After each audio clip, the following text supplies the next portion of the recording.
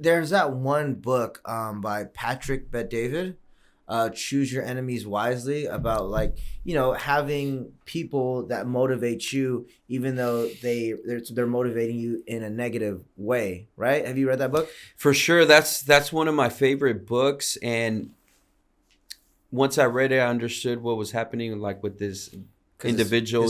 His father Yeah, was yeah, like shamed for sure. in front of everybody, right? Yeah, I mean, I've had experiences where people try to put me down.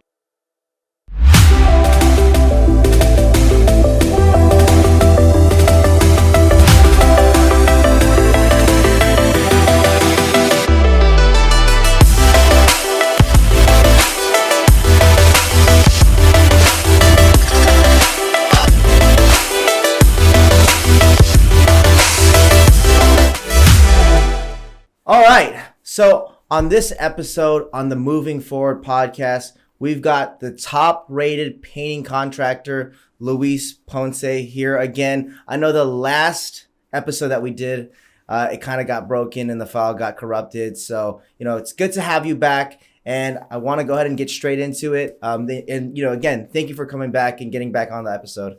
For sure. Well, first of all, congrats on this new studio. It looks amazing. And I brought you a gift. Oh, man, I was thank told you. you like tequila, so I hope you enjoy that. I love this. Oh, extra anejo. Yep. Oh, man, your tequila. Yeah, so no, it's great to be back. I'll tell you a quick story. So my kids, we have a 8 and a 10-year-old, and they obviously knew I had come to the podcast previously, and they kept asking me like, "Hey, Daddy, when's your podcast coming out?" And I'm like, soon. And then at some point I'm like, started doubting myself. I'm like, maybe it wasn't that good. And then it was so funny because my daughter, she said, maybe the gentleman at the podcast, like he crossed his fingers in the back when he said he was going to release it. And they're making fun of me. So Yeah. I'm happy to be back and looking forward to just a great convo. Yeah, no, for sure, man. That last podcast was a really great podcast. We're going back and forth with everything, and it was really good context and content. And I really wish that that we were able to get that one uploaded. We were able to cut some clips from it, but we'll go ahead and get straight back into it, and then kind of go get straight back into letting our guests and audience know your upbringing on, coming into the painting industry, or even before that, your upbringing in how you kind of got started. Yeah. So most of us in construction have like a family member that gets us into it. In my case, it was my dad. He started a company in 2001. I was about 16. And so it's very common that you start working in the family business. I did that in the summer. And eventually, once I finally finished high school, just started working full time. And that's how I got started in it. And it wasn't until I got married that I'm like, man, I better start taking this a little bit more serious. And in 2014, we partnered up, my father and I. We relaunched his company. I became a partner and grew that company. And so I've pretty much been in the industry for more than 20 years, since I was 16. And in 22, we launched Commercial Painting Inc. Are you still a partner in the other company with your father? No. So I did an exit and, got bought out and everything. And I still keep in contact with them. We still work on some projects together where, we just help each other out. And I'm incredibly thankful because that's literally where I learned everything. Mm-hmm. That's where I learned work ethic, seeing my dad work very hard and give great customer service to his clients, gave me the foundation, and they let me pretty much experiment a lot with entrepreneurship there. So Let's talk about, I've always heard, right? Either you could work with your family or you can't work with your family. Me personally, I don't think I could work with any of my family members on a day in, day out process. That even if my father, how is that kind of working? And I know that I see a lot of family businesses working together, and I see even on shows that there's people I can't work with him, I can't work with my husband, whatever it is. How is that working with your father? yeah, overall, I would say it was a great experience. Obviously, it had its ups and downs, but But I'll say I wouldn't necessarily recommend working with your family if you don't have a professional guiding you. This could be like a business coach or even a business broker that's going to help you build the business to sell, right? And they'll create the lanes for each individual, because the problem is that without even trying, you end up mixing family and business. So most people will end up just making mistakes by kind of talking to their spouse, their family member, as if they're at home, right? And so you need a lot of guidance in that area. So I would say if you don't have the professional guidance, don't do it. It requires a lot of discipline to know how to separate things. But if you're able to get that guidance, it could potentially be a great partnership, because family, I mean, that's pretty close, and they'll eventually want the best for you. So it's pretty much somebody that you can like the benefits of it is it's somebody that you can trust, but also there can be a disadvantage because if you like, I know from personal experience that if they're really close to you, you don't want to cross the line and step over on the toes, because it's like, am I going to hurt this person? I really care about this person. So there's that really thin line about crossing over. And I'm typically in the beginning of my career, I'm typically the nicer person, but later on, I'm just like I gotta just put my foot forward. Yeah, and I would say sometimes we have higher expectations of our family members, right? And that we wouldn't have for someone we hired just from Indeed or some, right? And so sometimes we put expectations on our family members that are pretty impossible to achieve. and it's funny because a lot of other couples that I know that work together, we'll joke about it and we'll say like, how many times has your spouse quit on you? Because especially when like you're trying to lead a company and then you have your spouse, and one moment you're talking about the kids, and then you'll say, hey, did you send that invoice, right? And so that's why it's difficult to separate them. But if you're able to really separate them, you could be incredibly successful through a family business. Right. And now, so when you were working in the family business, I mean, did you guys have like guidance from like a broker as well, or were you guys kind of just doing that on the fly when you guys were working together? No, I wish we did. That's actually going to be chapter 1 in the book if I ever write it about family business. Definitely no, that was one of the big learning lessons, right? Just to have the guidance, because as I look back, I'm like, if we would have had the guidance, then it possibly could have been a different outcome. Like, you don't really know how things would have been. But I mean, there was times where 2 of my siblings were also working there, right? So aside from my parents, it was my siblings, and so then my spouse, right? So what I would say with family businesses is do it professionally, like literally everything, do it by the book. Mm-hmm. Have your set meetings for every single thing. Mm-hmm. And do, like, one of the things I do now is if I remember something, what I'll do is I'll email my wife, but I'll schedule the email during work hours. Mm-hmm. Because we all check our phone all the time, right? Right. If I just shoot her an email, she might see it and it might be after hours. So that's one of the practical ways that I try to, That's a good one.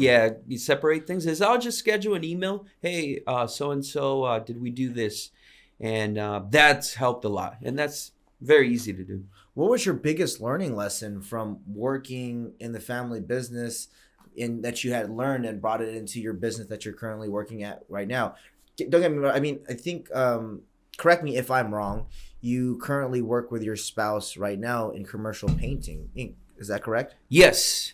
Yeah, no, I mean, I would say the biggest takeaway I had was just understanding the difference in commitment you get from different people, right? So for the most part, the biggest benefit of a family business, you will get more buy-in, right? Like, it's not as easy for someone to just dip tomorrow.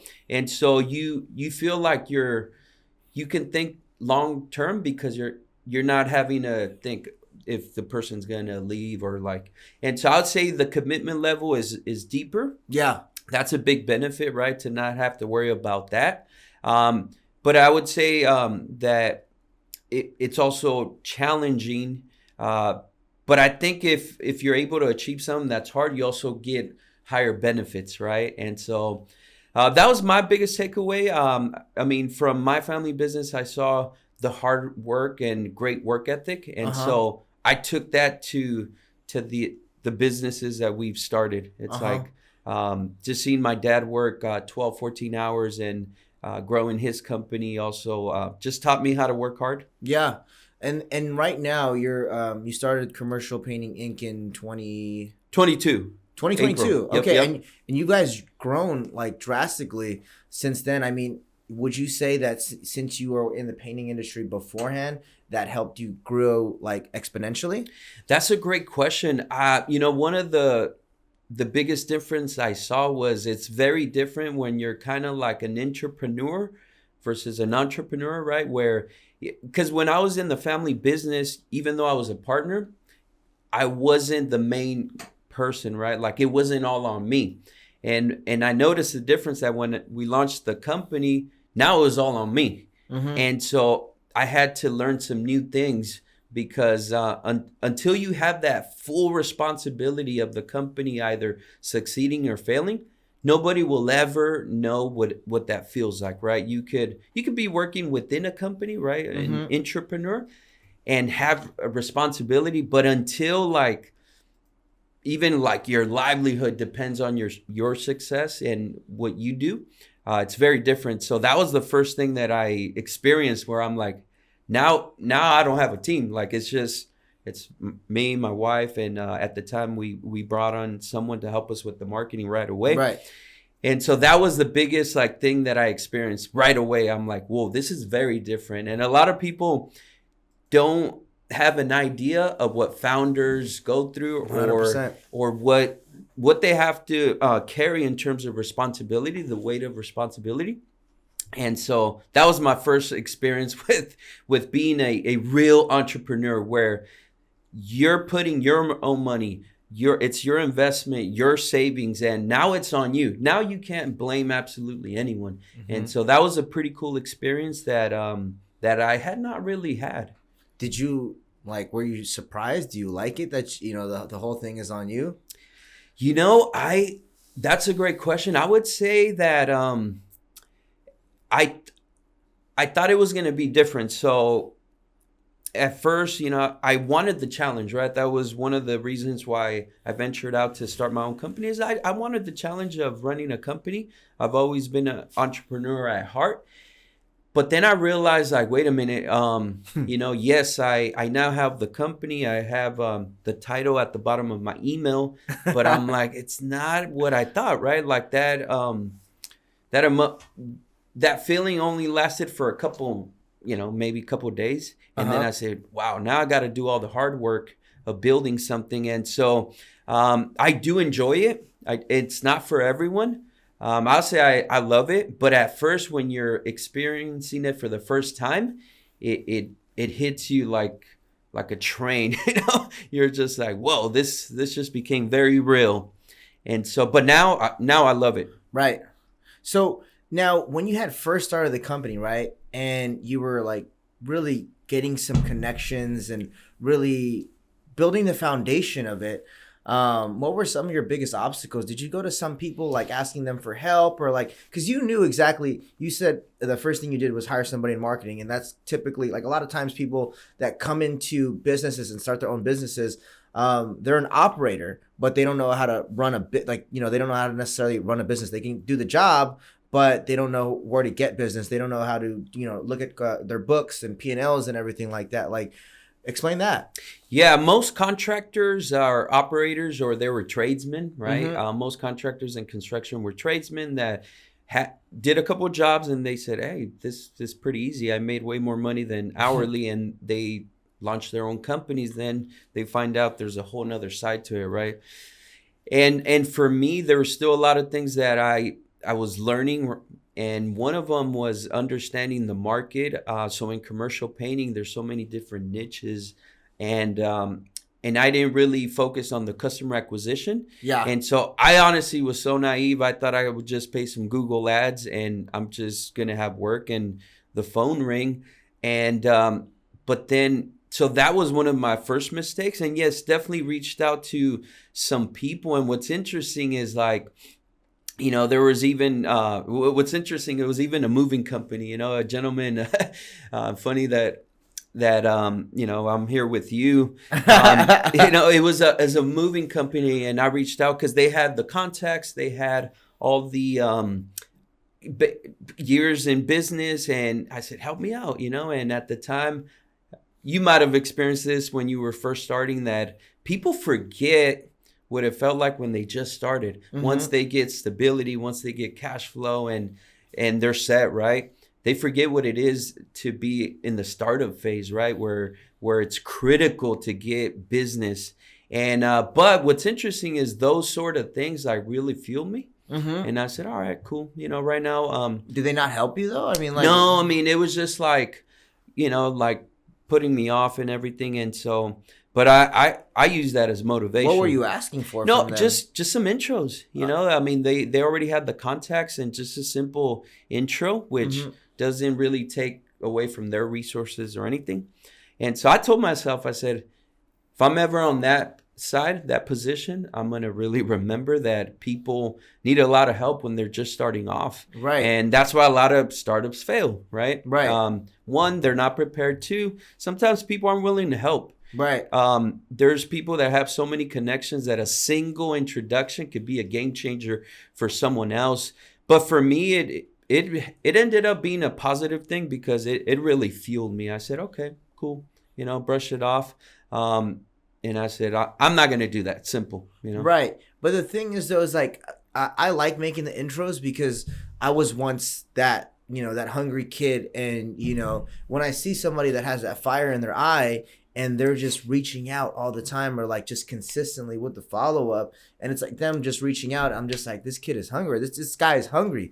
Like, you know, I was that guy, you know, I still am that guy, but, you know, it's just like, all right, he wants to gain his business, he wants to grow his business, and I like seeing that. You know, are you the same way? Yeah, for sure. And I think that a lot of entrepreneurs or businesses, they stop doing all the basics, right? And they get distracted with success, right? Like one of the things that happened at the previous company when we were pretty busy is I just stopped networking. I stopped like marketing, just getting new customers. And so now that we started the company, I said, all right, I'm going to try to keep the fundamentals, the basics, like as a priority. And I think that once people are successful, sometimes they change and they forget that like we should pay it forward and help that individual that's just starting off. So for me, since it really impacted me, I told myself I wasn't, right. So I'm always willing to help. As a matter of fact, I really get fulfillment from helping someone else. That's just me. I've always tried to pay it forward. Yeah.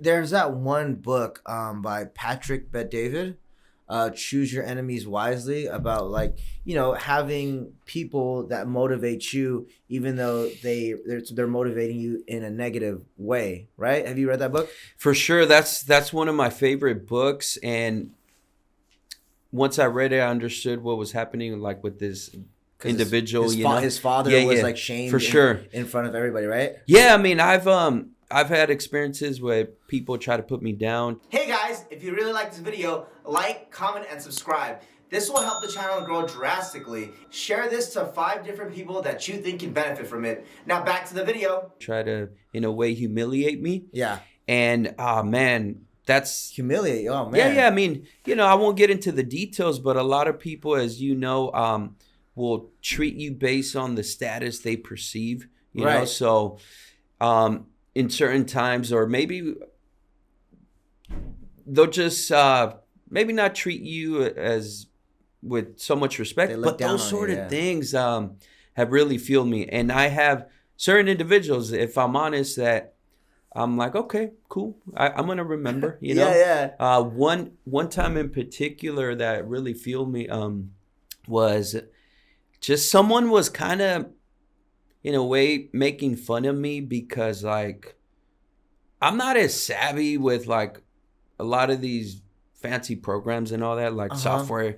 I mean, I'm more of a like visionary and strategy, right? And it was funny because I'm like, I'm building companies that, you know, or have millions in revenue, Right. and you're making fun of me because, you know, I don't write an email so, you know, so good. And I'm like, Yeah. okay, that motivated me. And I said, all right, one day if I ever make a book, I'm gonna call it How I Became a Millionaire Without Knowing How to Write an Email, you know? And I'm like, and those things, like, man, they really fuel me personally. Uh-huh. And you know, one of the things that Patrick says in the book is you do eventually have to graduate from those enemies, right? And Yeah. the book says, you know, an enemy is not someone that you hate or anything. It's just they don't have to know that you're an enemy. It's Right. just someone that motivates you, right? Maybe it's a competitor that is way better than you, right? And you set them as an enemy, and you're like, okay, they don't know it, but I'm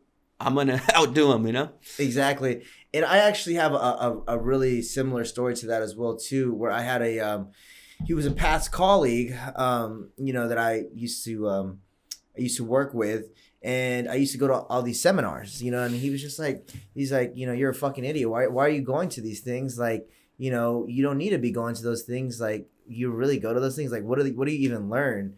And like, I'm like 5 times, 10 times past him. He started like a moving company in the past, and I'm like 10 and 20 times past him, and I'm like, I remember everything he said to me, and then now he tries to go to those seminars, but I was like, dude, there was a lot of value in all those seminars that you went to, but like, you're back then, you're making fun of me, Yeah, no, for sure. I mean, I personally use all that for motivation. I have a great memory. I would Yeah. say I have a great memory, and even like things that, like the unwritten rules of construction, right? I'll speak on that. A lot of people don't know what I'm talking about, but so for example, if someone puts you on, right, brings you on into a job, or brings you on as a subcontractor, Yeah. one of the unwritten rules is you don't go around them Mm-hmm. directly and kind of take their client, right?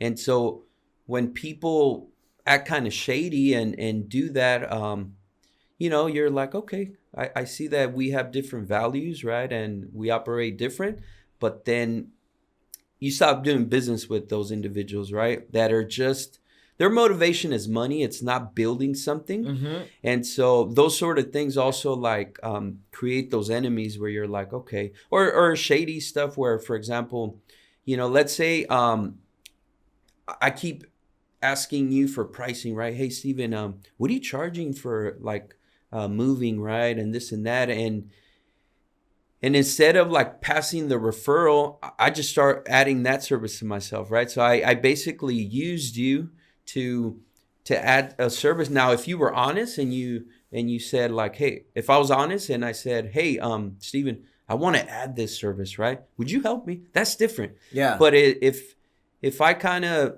disguise it as like, hey, my customer wants a bid. What do you charge?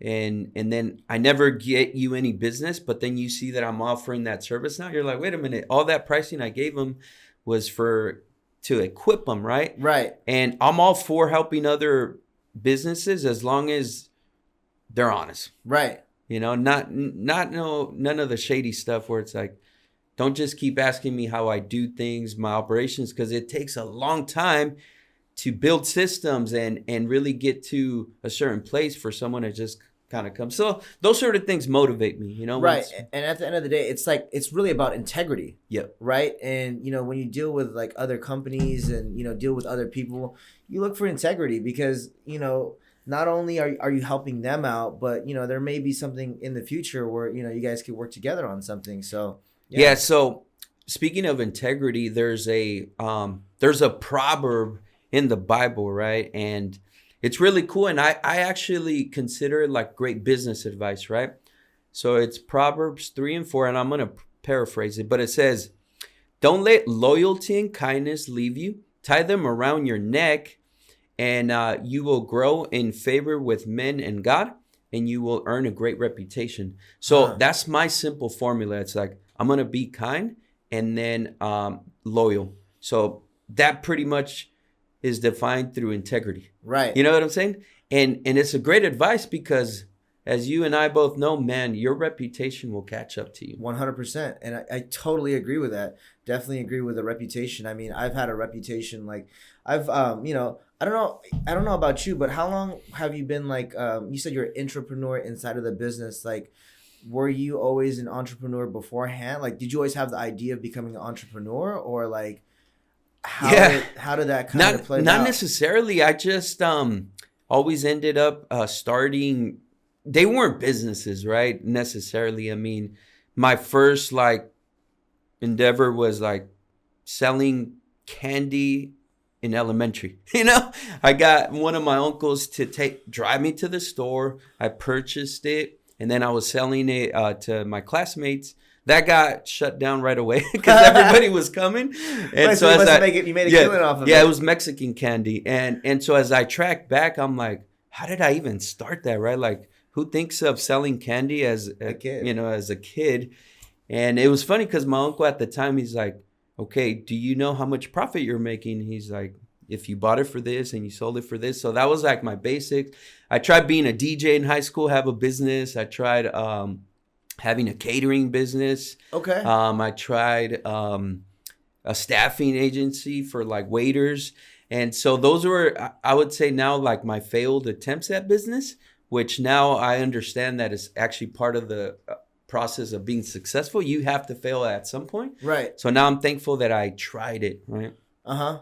And so those were all the businesses beforehand? Yeah, but there weren't really businesses. They were attempts at like creating a business, right? I mean, when I was a DJ, it was just me buying equipment and charging someone to go play music at their parties. You know, it wasn't like a real business with the license and insurance and everything, but it worked for me at the time. Yeah. So like, did any of those businesses actually make you like any type of revenue or like? Not at all.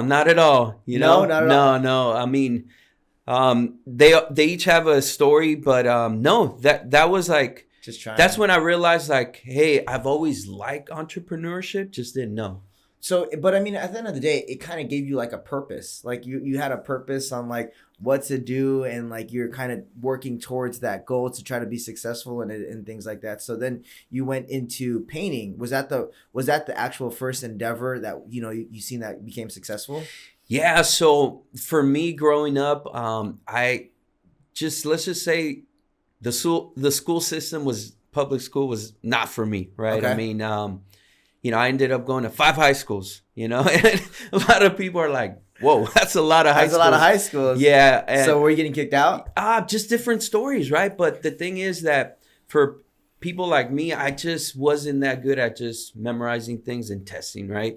I'm more of a hands-on learning, figuring things out, critical thinking.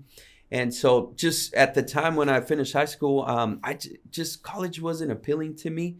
Plus, at the time, I was into the rap scene. Mm-hmm. I was doing Spanish rap. And so I said, you know what, let me work on this music thing, right? And if it doesn't... Real quick, sorry to cut you up. What kind of Spanish was like reggaeton or like banda? No. Rap, so this was like hip-hop, Hip-hop, okay. And so let's just say that I had an amazing upbringing, great family, great parents, but there's a saying, bad company corrupts good character, right? Company corrupts. Yeah. Got it. Could not be more true. As soon as I started hanging out with the wrong crowd, all of a sudden I'm just in the wrong places, right? And so I said, you know what? I'm gonna just work on this music thing. And I told myself, oh yeah, if I don't, I'm gonna try to work on the demo. When back in the days you would work on your demo. Kids these days don't even really know what that is, right? Yes, give it out. Yeah. And then I said, all right.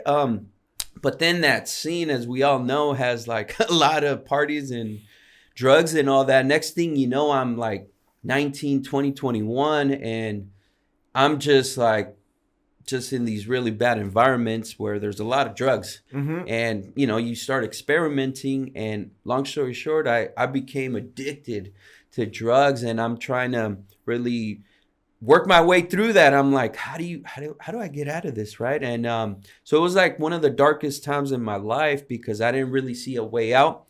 And what years was that? Was that like so maybe like 3 years? 3 years, just yeah. And so trying to figure everything out. Yeah, yeah. I'm away from my family, and so I really empathize with people that struggle with addictions and all that because it's so tough.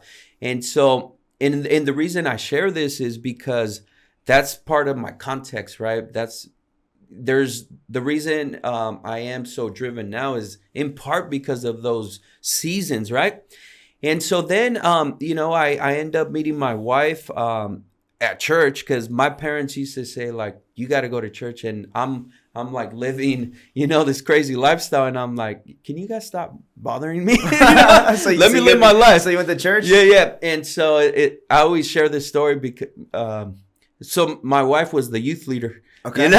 And so after a while, like, I had this pretty big transformation where I literally go from like a drug addict / selling to just involved in church, and then start working with my wife and we get married. And but I was still in the painting industry, right? So in 2014, where I'm like, okay, I have a family now. I'm going to have to partner up with my dad. That's when we relaunched this company, made that grow. And so I've always pretty much been in the painting industry. Mm-hmm.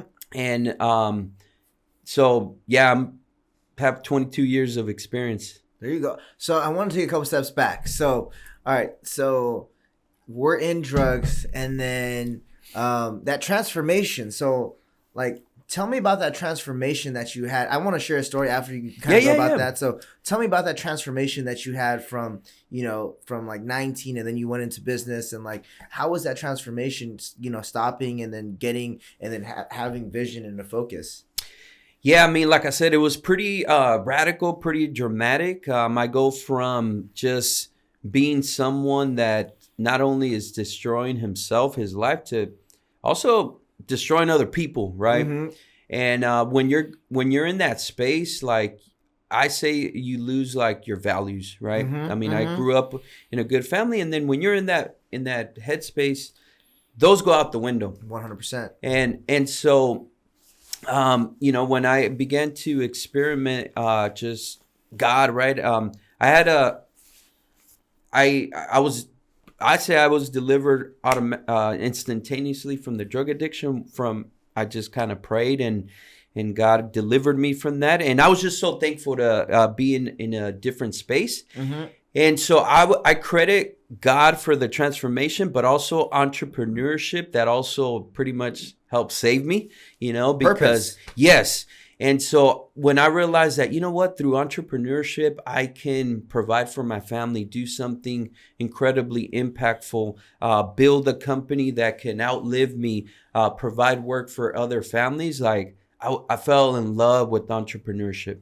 I realized, wow, if I crush it, I could literally make as much or more than a doctor, a lawyer. Right. And that to me was incredibly motivating, and I haven't looked back ever since. I love that, man. I love that. And, kind of a little bit about me, my upbringing and everything like that. I was an athlete. I was also, growing up, I came from, a good family, parents, together. And then I also went to Catholic school. So I got confirmed and everything like that. And then, you know what they say? They say birds that flock together are, they're basically the same. Yeah. So then after high school, I started hanging out with the wrong crowd as well too. And then got in the wrong headspace and, started selling drugs and, wrong crowd, wrong people. And my life literally just was totally 180. Like, there's this kid from high school that's supposed to be, go to college, go to a 4-year college and, run on a full ride scholarship. And then right after that, I went into start partying, all day, drinking 4 or 5 times a week, selling drugs to, live that lifestyle. And looking back at it, I was just like, man, that was pretty wild. But one thing that I did get from it was that, the business that I learned when you were selling drugs versus, bringing that in, like, not necessarily bring that, but like there's like a different business between like the actual business, like a legit business, and then actual business of selling drugs. And I just like compare the two, and I'm like, dude, that's so crazy. And then I was just like, I learned so much from doing that. But I also wanted to get out of that lifestyle because there's just so many things around that, and just I love my life now because I'm able to do different things. I don't get to wake up with a hangover every single weekend, and I don't have to worry about this. I don't have to worry about this person, and it's just totally different. Yeah, no, thanks for sharing. And I think a lot of people can't handle these sort of stories because, these stories of like redemption, they're messy, right? They're like messy. to know that someone had a background and was in a space that was, maybe someone that society, it's like Yep. looks as the worst of the worst. I love them, and a lot of times individuals don't share these stories because sometimes there's like a little shame attached to them. I try to be wise of where I share these stories, right? Because I know not all people can handle them, right? But once you understand that sometimes people's drive comes from just the life they've lived, like a lot of the stats on first generation immigrants, right? Just hustling and Yep. there's a reason why like that first generation does much better than the second, third at times because they had no other choice. Right. My parents, I remember in elementary, they worked two jobs. They worked during the day and then they would go clean as a janitor at night. And so, but now they're incredibly successful, right? And so they paid that price to give us a platform. But a lot of times, kids that just are born into a very successful home, man, it's hard to fabricate that grit, that grind in that. Yeah, and I agree with that because I've seen a lot of people that had like, messed up past, and, they're in jail and they did this and they did that. But, it's motivation at the end of the day because they don't ever want to go back to that. They don't ever want to have to do that. They don't ever want to have to feel that pain that they had to go through in the past. Whereas like, I got to worry about this. I got to worry about that. And, I've like, business gets hard, it gets really hard sometimes. And I'm just like, man, like, can I go back to doing that? And I'm like, no fucking way. I don't want to do that at all. Yeah, for sure. I mean, once you experiment with like different lifestyles and you're like, yeah, no, that's not for me anymore, and I'm just so thankful that, I didn't reap those consequences, right? Of making some bad decisions. All I can do is look back and be incredibly thankful that, my mistakes didn't end up hurting me, Right. where, I never went to jail, nothing. And it was like, but now I have a different perspective, even on people that have made some mistakes. Like, Right. I have definitely more sympathy and more grace where I'm like, hey, trust me, your past should not define you. 100%. And I think that a lot of the times people get misjudged like that because they think that since they have a past, like no one's gonna, want to work or want me to work for them or do this or do that. But, a lot of the times too is that when people do have messed up past, they become an entrepreneur because they're the only ones that'll hire For them. sure. And they have a chip on their shoulder because no one will hire them, right? Society's kind of messed up where if you have a record, you won't even be considered for a job. And in some cases, like certain jobs, I get it. It makes sense, right? Banking, they're not going to work in a school, right? Yeah. But I mean, that's why I love entrepreneurship.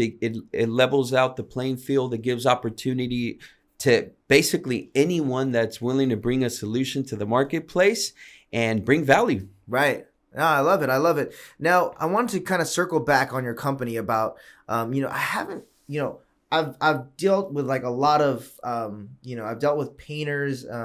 I've dealt with many painters actually, because sometimes stuff needs to get moved outside of the house and everything like that.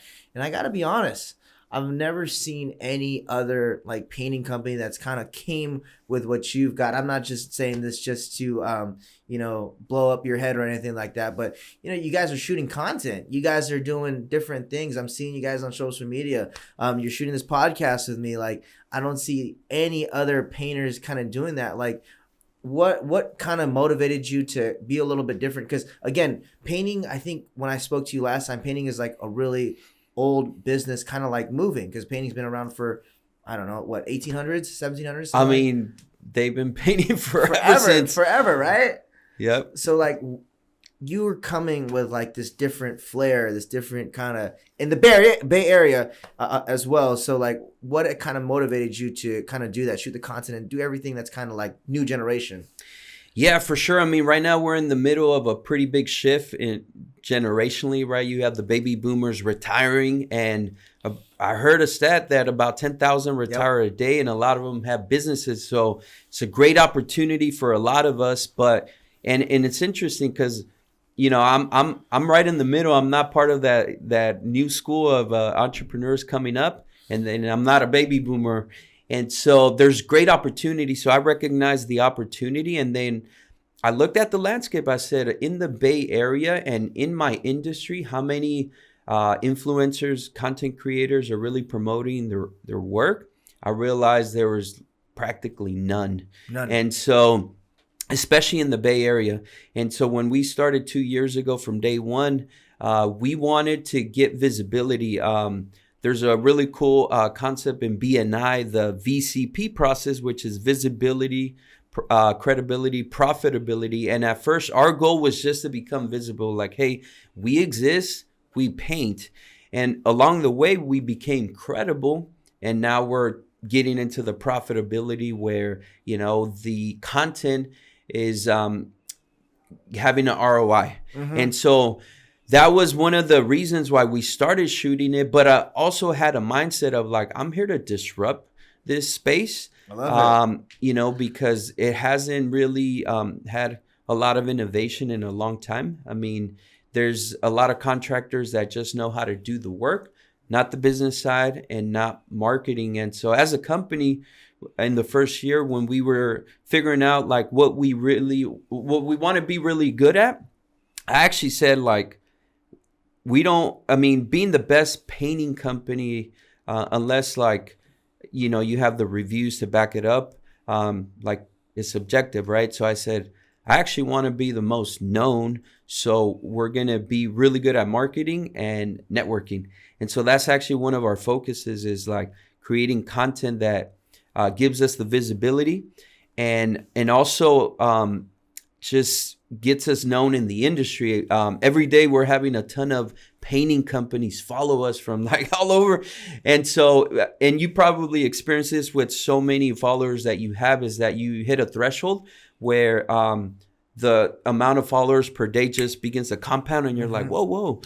And so that's where we're at right now. It's pretty exciting to just continue to level up in that area. But I just want to give you props, because you are one of the most consistent content creators also, not only in your space, but in general. I mean, you're the guru of moving. Yeah, no, and thank you for that. And there's been like a lot of people that I've met. I actually had dinner with a moving company guy. He owned a moving company in New Hampshire, right? And he came in and, we spoke on Instagram and everything like that. He came in, we had dinner, chopped it up and everything like that. And it was great, and I agree with you. So there's this thing where if they don't know, like if people don't know you, right? You can have the best business. You can have the best service.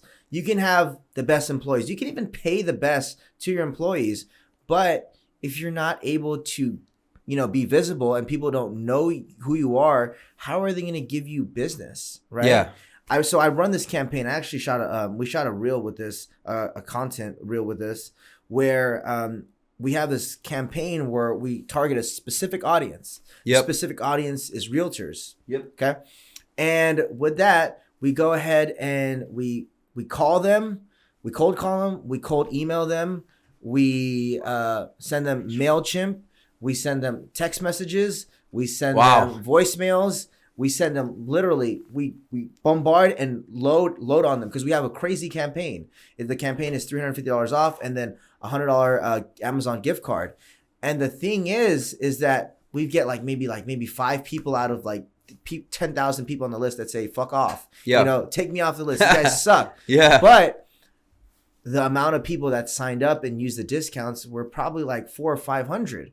So I'll take the 5 people that say fuck off versus the 500 that said, yeah, we'll use you. You're visible. We'll go ahead and use you. So people have this misconception where they think that, oh yeah, I don't want to bother them. I don't want to reach out to them. I don't want to market to them. I don't want to do this to them. I'm bothering them. I'm annoying. But no, if they know good business and they like marketing, that's the people who I want to do business with at the end of the day anyways, because they like what I'm doing because I'm reaching out to them consistently. So and they appreciate it. Like for example, with me, there was one guy that just showed up to our office, right? And was just trying to get some business, and he left this really good cookie, right? And so I ate it, and then he followed up, and I actually respected his hustle so much. I'm like, this is pretty unique, right? You came in here and left me a cookie in a nice box. And so I think we gave him the business. It was for some credit card and everything. And so to your point, I think that most people will respect the consistency, the professionalism. There's a very few that will just unsubscribe. Yeah.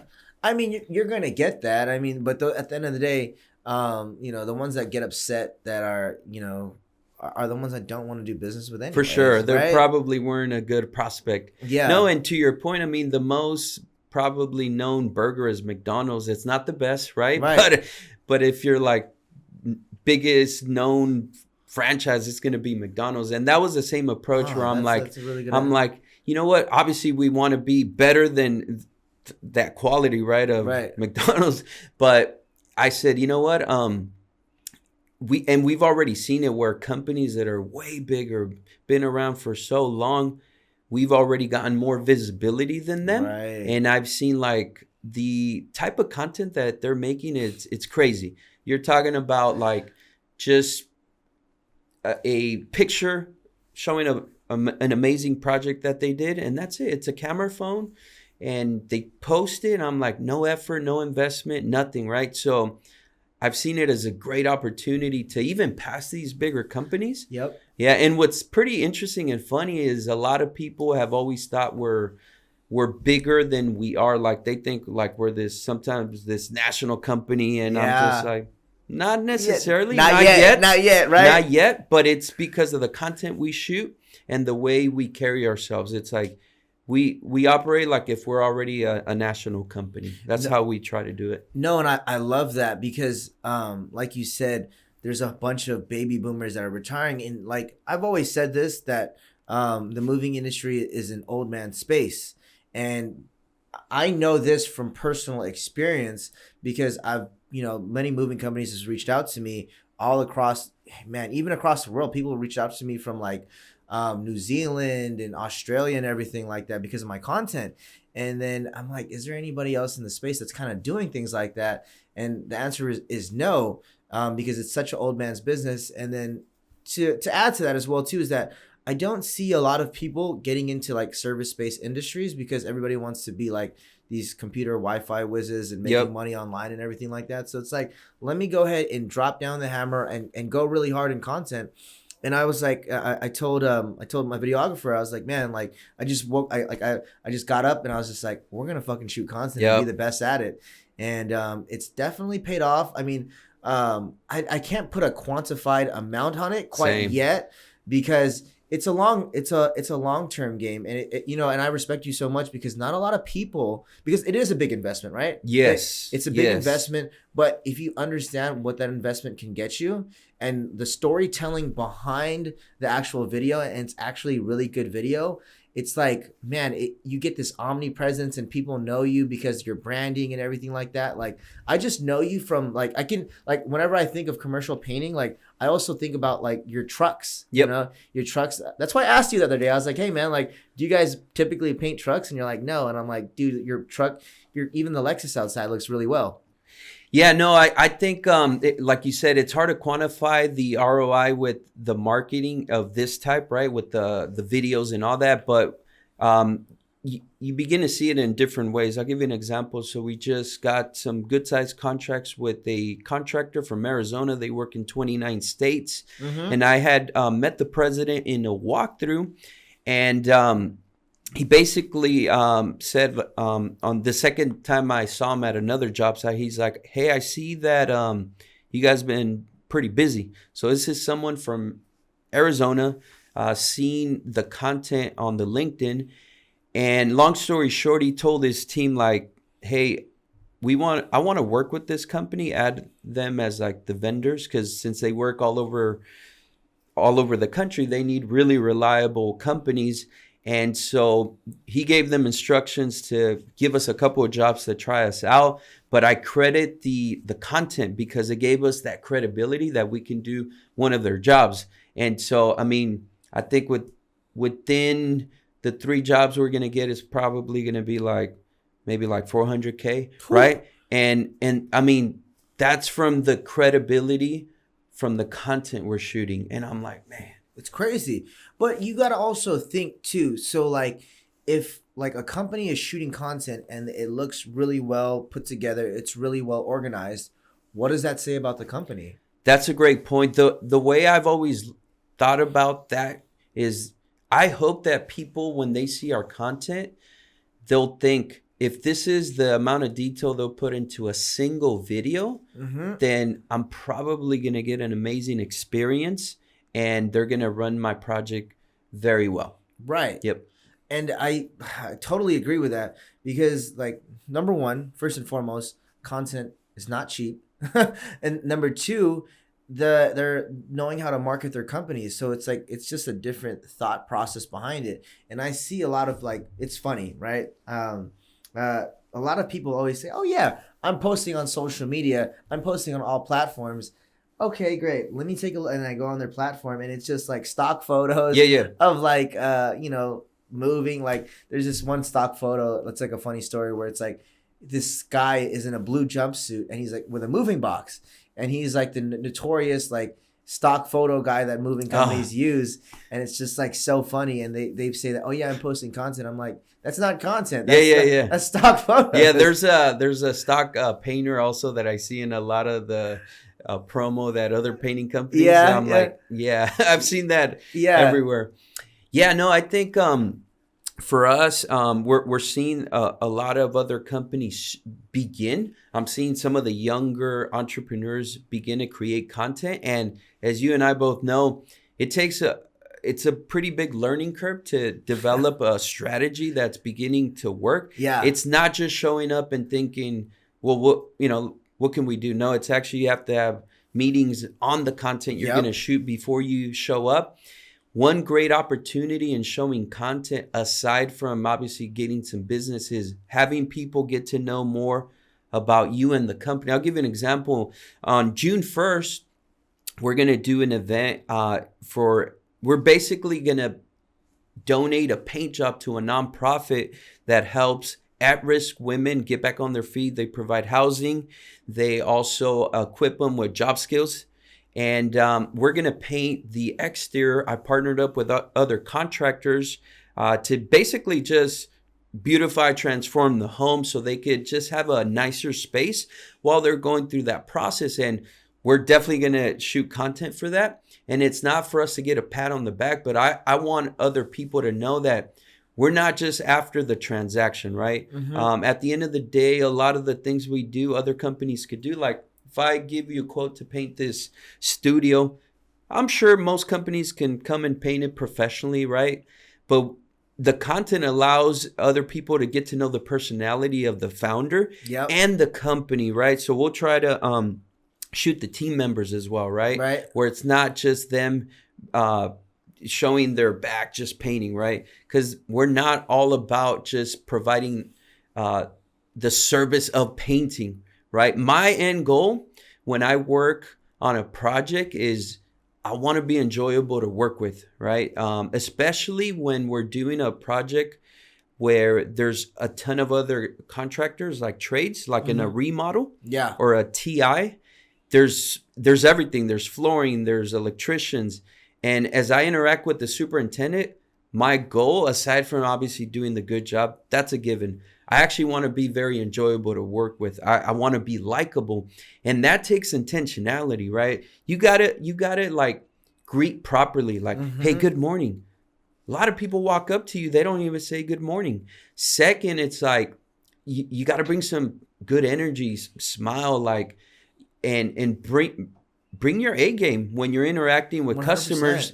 And all of a sudden they're like, wait a minute, like, I like working with this company, and these other companies give me a lot of trouble. So that's actually part of our business strategy. As crazy as it sounds, is I actually want to be likable. Right. And you're likable on content. So like, now I love, so me personally, I love shooting content. So like, I love it. I love everything about it. And in the beginning, it was a little bit hard. I was stuttering and I was just like, blah, blah, blah, blah, you know, and it was a little bit hard. But now that I understand it and I understand the value of it, it's amazing.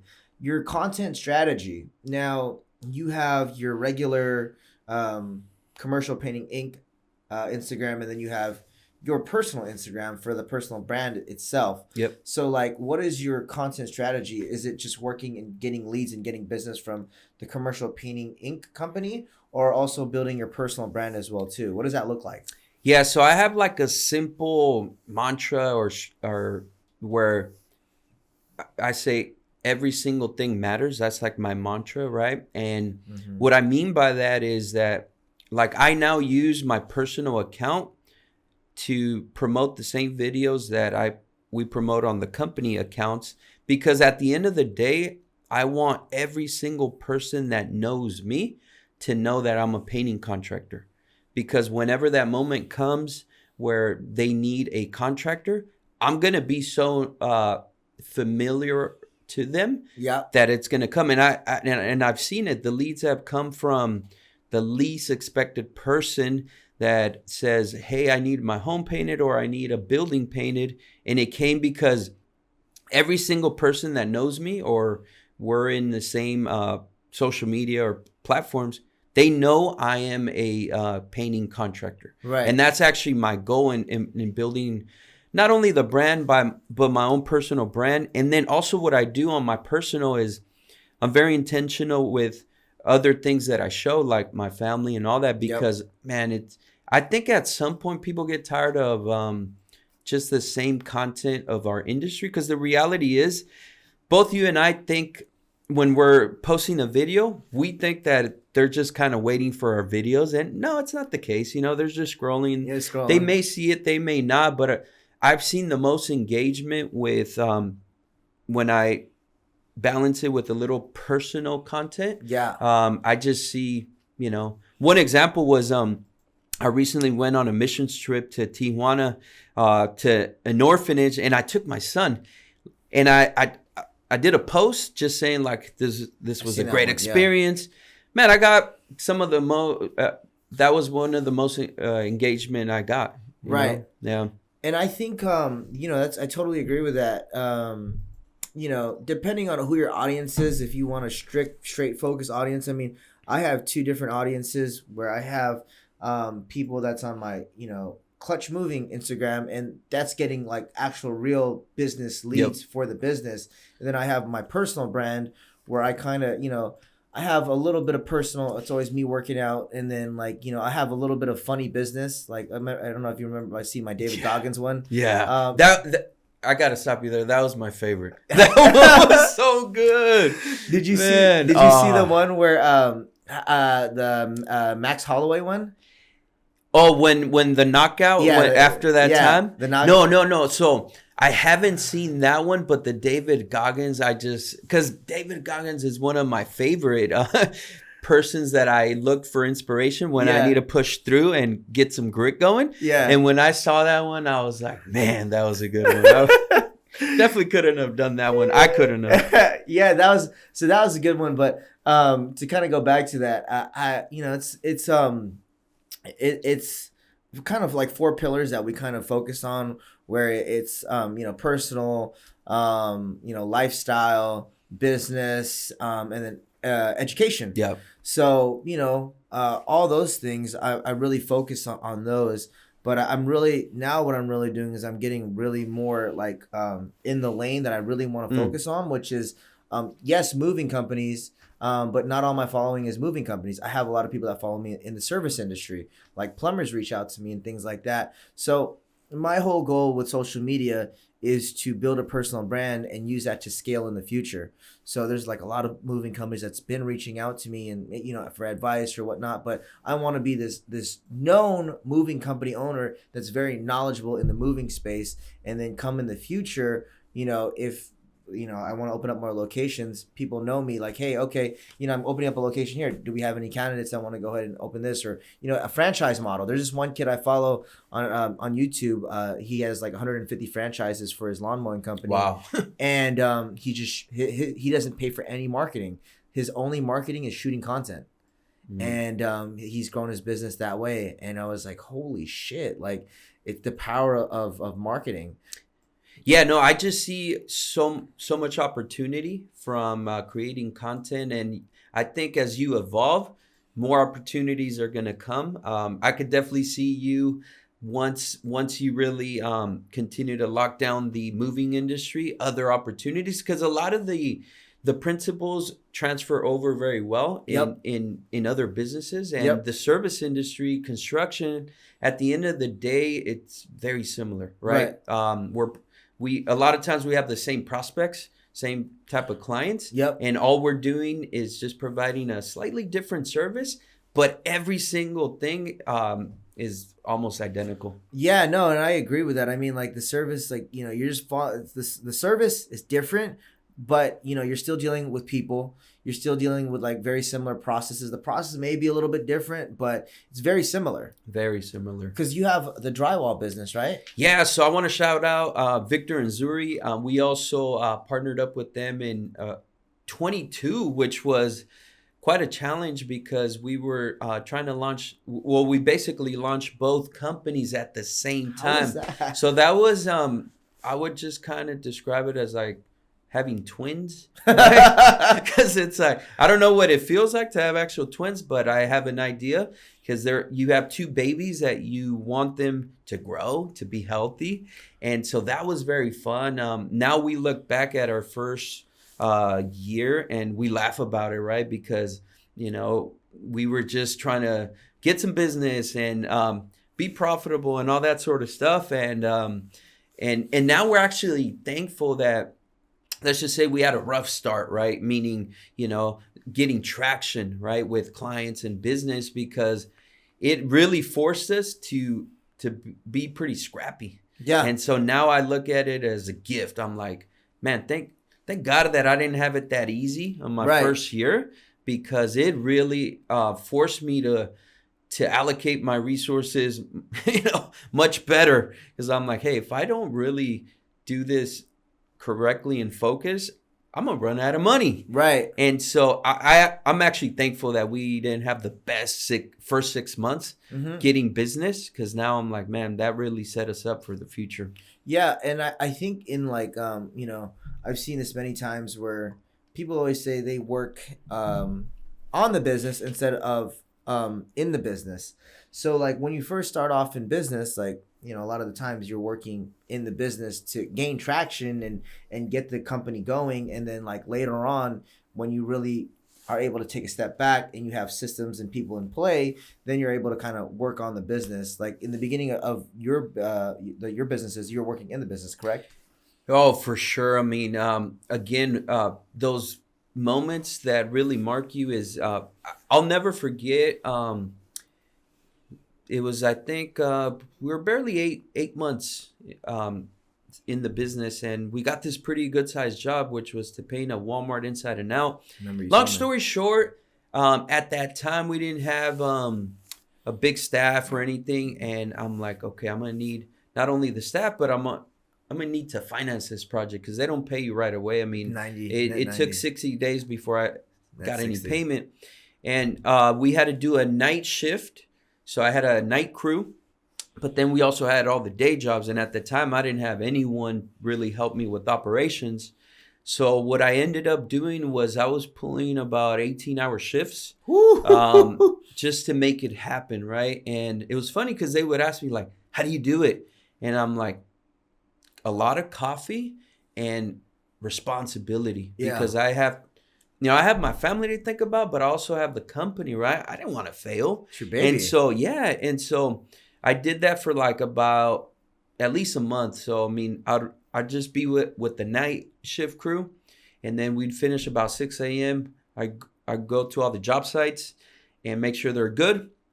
And then I'll go to sleep at 2 p.m., wake up like 7, 8. And so I did that. And after a while, like, my body adjusted. It was crazy because at first I literally vomited. Like my body was like, yeah, I threw up. I had headaches. I'm like, man, I'm not 22, you know? I'm Yeah. like, and, but then it was a great experience because I was able to like, almost, I call it like pay a price, Right. to get the company off the ground. Right. And now I'm like, man, I look back at it and I'm like, yeah, this thing has cost me something.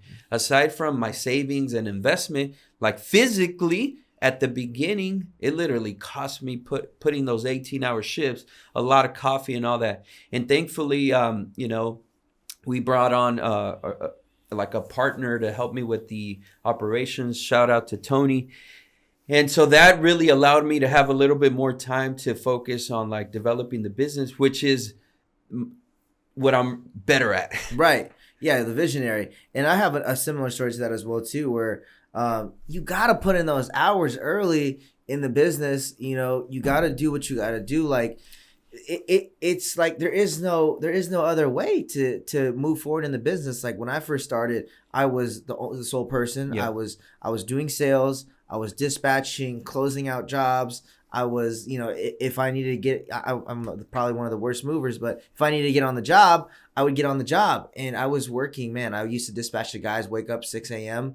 and then dispatch the guys, wait for the guys to come back by 5 p.m. and then, still close out and then schedule for the next day. And it was a grind. And I did that for like almost a year and a half, to just keep putting in the work. But now I take a step back and I look at it, I'm like, wow, I did all that. I would do it all over again because it was just a fun experience. And like, I'm still busting my ass every single day, but the work type is different. For sure, for sure. I mean, what helped me was to have the right mindset, right? I remember telling myself while the night crew was working, I said, this crew, I mean, they're not going to make me successful. I can't just assume that while I'm sleeping, they're just going to be making me successful. Not because they weren't going to do the work or anything, because that's also a limiting mindset, right? But I said, we are in startup phase. Right. Like, I can't put that weight on them. This is actually on me. And so listening to like David Goggins helped me get through that. I put my hand in the cookie jar, right? And I'm like, I'm going to have the mindset to push through this. And I really like the concept that Jocko Willings has in Extreme Ownership, where he says, sometimes you have to lead from the front. Yep. When they were in Iraq, right? Yeah. And they had to go into a building to see if there's terrorists. Initially, he would be the one going in first. So if someone would get shot, it would be him. At some point, once you train your team, you're able to lead from behind where you have a different vantage point, right? Right. And that concept really helped me to understand, like, okay, I'm in startup phase. This is such a huge, important project for us. I can't put it on them. I have to be in the front. And thankfully, it was temporary. Yeah, no, for sure. And it's a great feeling that now that you look back at it, it's just like, man, like that was great times, and you just think about that and like the progress that you've made. You've been in business for about what, 2-3 years now? 2 years. 2 years. We just hit our second year, end of April. Got it. And you guys have grown significantly since then, right? Yes, I mean, in terms of growth, we're definitely ahead of schedule and at a great pace for a company. For 2-year old company, Right. and I usually, I keep it on the DL because a lot of these bigger companies, they automatically assume we've been in business in 10 years. Yeah. At the beginning of the first year, we actually lost a job because they were like, "You're too new," I think you told me that last Yeah, time. yeah. And so, but it's great, I mean, we're happy with what we've been able to accomplish, but we have bigger plans. The vision for us is to service the whole Bay Area, from Gilroy, Berkeley, the up here in San Francisco, South San Francisco, and as of right now, I mean, our service area is pretty broad. Right now, we're doing a job in Monterey. We're going to do some work in Berkeley, Alameda, and so that's kind of our service area. Now, what does a day in the life of Luis look like now in the business? What does that look like? Yeah, I mean, right now, my main focus is the development of the business, right? So, improving my sales, right? Because right now, I'm building out the sales team, right? So all the sales mainly come from me. I'm doing a lot of networking, and so where I'm trying to improve my skills is just continue to become better at sales, right? Because no one has it fully figured out, right? 100%. And then second is networking and marketing. Those are the 3 areas: sales, networking, and marketing. And then just continuing to open doors for the business and, get out of our comfort zone. Basically create the vision and make sure we have everything to get there. I love That's it. kind of like what my overall day-to-day looks like. So what are your 5 and 10-year goals for the company? Yeah, so 5-year plan would be to service the Bay Area, right? So I'd love to have a location to do the East Bay, North, and then the South. That would be the vision, to be able to have people that grow within the company that almost like become like a franchisee, where they grow within, know how we operate all our systems, and can run an office and do incredibly well for themselves. Because I believe in partnerships. The way I look at it is I wouldn't be able to do what I do if it's only me. I have to bring people alongside and not only develop them, but give them real opportunities to make money, to do well for their families. And so that's the idea of how we're building it. Is we're going to have locations basically to service the whole Bay Area. But I want to bring people up within the company. That would be a goal of mine, to have someone grow within, from maybe they started as a foreman, a journeyman, and then having them run a location. And then a 10-year, I want to get into other businesses. One of my next moves, right, is I want to more into the real estate, leveraging these companies that we have to get more into real estate, creating another company for that, buying and flipping almost. Because for us as a contractor, we have great advantage. Right. I have a lot of friends that are contractors that we can partner on a purchase and flip it very quickly. So that's right. one of my next moves, is leveraging these 2 companies, which is the painting and drywall, and getting some real estate, flipping it, or maybe holding it. And then the last thing is I want a restaurant. I'm a foodie at heart. I love some good food, but that would be my fun business, where I don't need to take any money out of it initially. Yeah. And I can just go with my friends and family, enjoy some good food, and, take all the clients and prospects. A nice high-end restaurant, that would be like my dream. I love it. Do you see taking Commercial Paint Inc. Outside of California? Outside of the Bay Area? Yeah, a lot of people have told me that it's a great name. They're like, how'd you get that? And, initially when we were trying to come up with the name, we intentionally called it Commercial Painting Inc. for two reasons. One, so people would know what we do, what we specialize in. Because with painting companies, they all put, for the most part, residential and commercial, but they're not experts, right? And so we wanted to be the experts in commercial painting.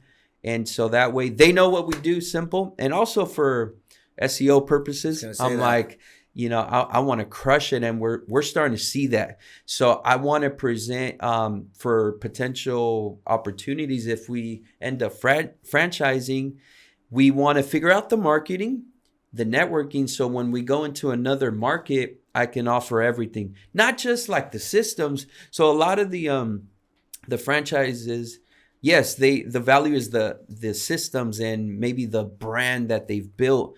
So, but I want to bring a lot of value in the way we do marketing and networking, because in construction, I would say networking, it gets you traction quicker. And that's what we've been doing a lot. So I want to figure it out. Let's say we go down Southern California. We want to have a brand already and all those strategies figured out. But definitely, I do see it. Yeah, I love it. No, I definitely like the vision of it. I've been in I've had a podcast with a couple of other movers, and they have franchises, 70 locations, 5 locations, and they bring a lot of value with like the marketing and the whole back office and the call center. It's pretty amazing. So I mean, with your business model and like with what you're doing, I think it's great. So seeing you grow and scale and everything like that, I love to see it, man. I definitely love to see it. Kind of coming to the end of the podcast, any final thoughts on anything you want to say to the audience or anything like that? Yeah, I would just say to if you're an entrepreneur, really define the life that you want to live, right? That really helped me, because a lot of times we do get lost in chasing the next million of revenue or the next milestone in growth. And for me, what really helps me to stay grounded is to continuously visualize the life that I want to live. And the business is just a vehicle to get there. So it takes away the pressure of building the business, where it's like, hey, this is just one way. Like, it's not the center of my life. And it just puts me in a better space, right? To bring my A game, because it's a lot of pressure, right? To build a business. So for me, I would just say, don't lose focus of the life that you want to live, and let that be the destination, the goal, and the business endeavors just the vehicle to get there. Right. And that's going to automatically shift all the pressure that you have. And real quick, I want to do a quick plug. I'm looking for commercial estimators. So if you are looking for amazing opportunities, DM us and we can talk. Now, Luis, where can people find you and your business? Yeah, so we're on all the platforms. It's going to be Commercial Painting, and we're on LinkedIn is one of our platforms that we prioritize. Instagram, Facebook, TikTok, Threads. So we're pretty much everywhere. Good. I love it. And there you guys have it, Luis Ponce with Commercial Paint Inc. See you on the next episode.